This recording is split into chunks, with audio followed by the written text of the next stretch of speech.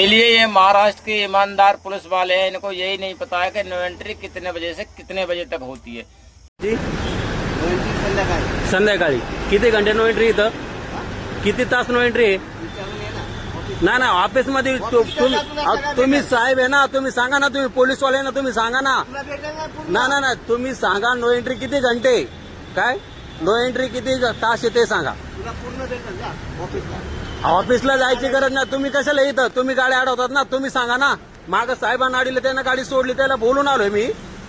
हा तुझ्या मालकाला फोन करतो. मालकाला फोन करायची काही गरज नाहीये. तर मालकाला फोन नाही नाही मालकाला फोन करायची काही गरज नाहीये. तुम्ही आम्हाला सांगा. आम्ही इथं मुंबईत 10-15 वर्ष झाले गाड्या चालवल्या, तुम्ही आम्हाला सांगताय का नो एंट्री कधी येतं? आम्हाला माहिती नाही का? मी 10 वाजता गाडी घुसवली, 11च्या नंतर गाडी घुसवली.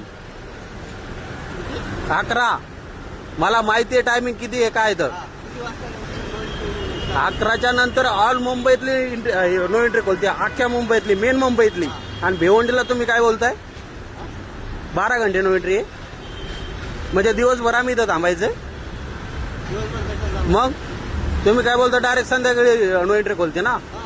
कशी संध्याकाळी नो एंट्री खोलते? या गाड्या चालल्या दिसत नाही का तुम्हाला? ही गाडी चालली ती दिसत नाही का? किती टायर आहे ते बघा ना. 6 टायरला नो एंट्री आहे. 6 टायरला पण नो एंट्री आहे.